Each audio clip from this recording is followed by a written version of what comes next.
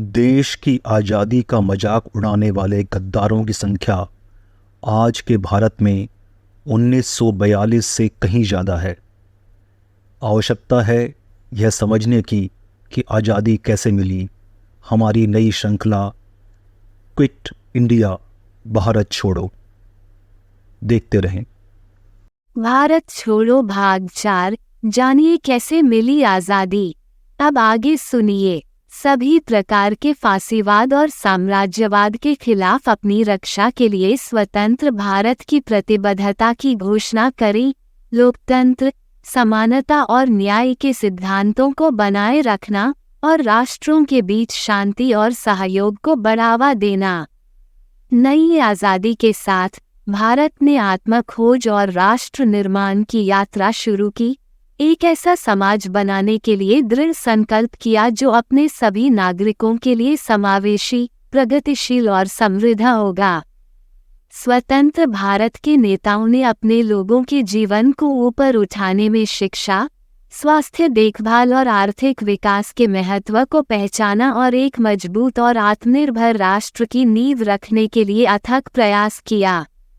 उन्होंने ऐसी नीतियां लागू की जो सभी के लिए शिक्षा तक पहुंच में सुधार लाने पर केंद्रित थीं, ये सुनिश्चित करते हुए कि हर बच्चे को सीखने और आगे बढ़ने का अवसर मिले। सरकार ने अपने नागरिकों को गुणवत्तापूर्ण चिकित्सा देखभाल प्रदान करने के लिए अस्पतालों और क्लिनिकों का एक नेटवर्क स्थापित करते हुए स्वास्थ्य सेवा को भी प्राथमिकता दी। इसके साथ ही अर्थव्यवस्था को बढ़ावा देने, रोजगार पैदा करने और जीवन स्तर में सुधार करने के लिए उद्यमिता और औद्योगिकरण को प्रोत्साहित करने के प्रयास किए गए।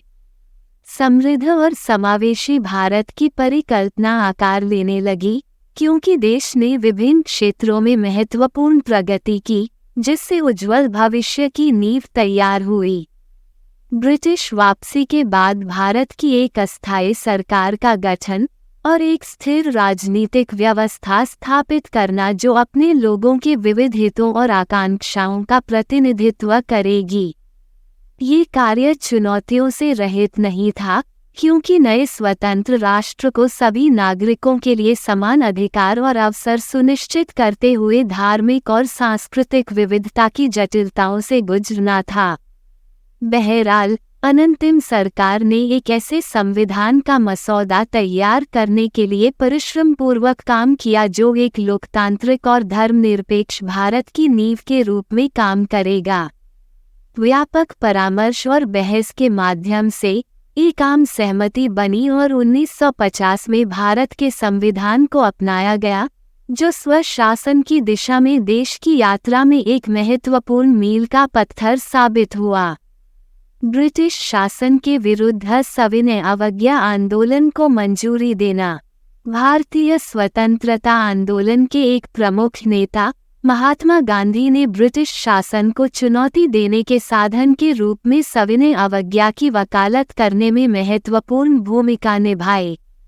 अहिंसक प्रतिरोध के उनके दर्शन ने लाखों भारतीयों को आंदोलन में शामिल होने और दमनकारी ब्रिटिश नीतियों के खिलाफ शांतिपूर्वक विरोध करने के लिए प्रेरित किया।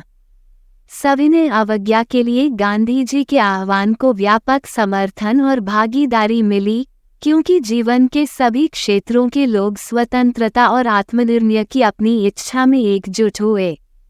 इस आंदोलन ने न केवल ब्रिटिश सत्ता को चुनौती दी बल्कि भारतीय लोगों के बीच एकता और लचीलेपन के एक शक्तिशाली प्रतीक के रूप में भी काम किया।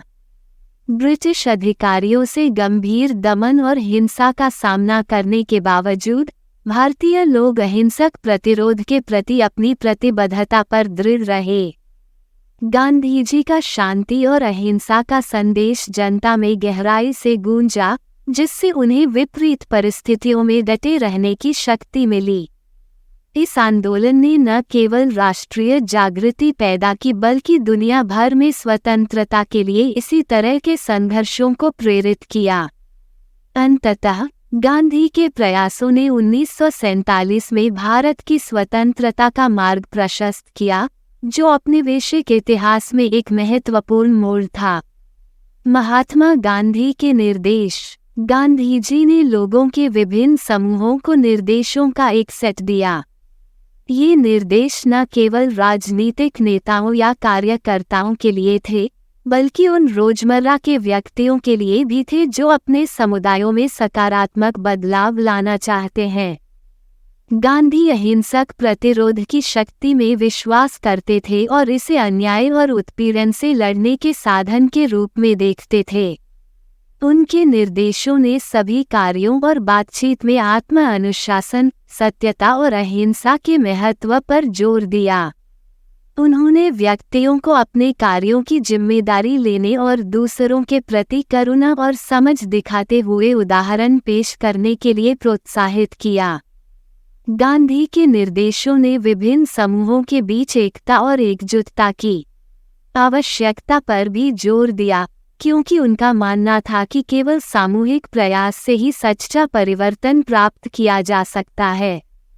वह शांतिपूर्ण विरोध प्रदर्शन और सविनय अवज्ञा की शक्ति में विश्वास करते थे, लोगों से अहिंसक तरीकों से अन्यायपूर्ण कानूनों का विरोध करने का आग्रह करते थे। गांधी ने संवाद और बातचीत में मूल्य देखा, मतभेदों को पाटने और आम जमीन खोजने के लिए खुले और सम्मानजनक संचार की वकालत की।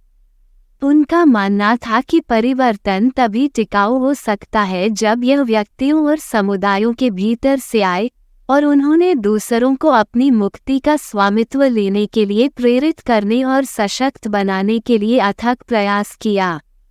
गांधी की शिक्षाएं दुनिया भर में सामाजिक न्याय आंदोलनों को प्रेरित और मार्गदर्शन करती रहती हैं, जो हमें प्रेम, करुणा और अहिंसा की परिवर्तनकारी शक्ति की याद दिलाती हैं। भारत छोड़ो भाग 4 समाप्त। शेष अगले भाग में। धन्यवाद। आप देख रहे थे गॉड ब्लेस टीवी हिंदी। हमारे साथ जुड़ने के लिए सब्सक्राइब अवश्य करें।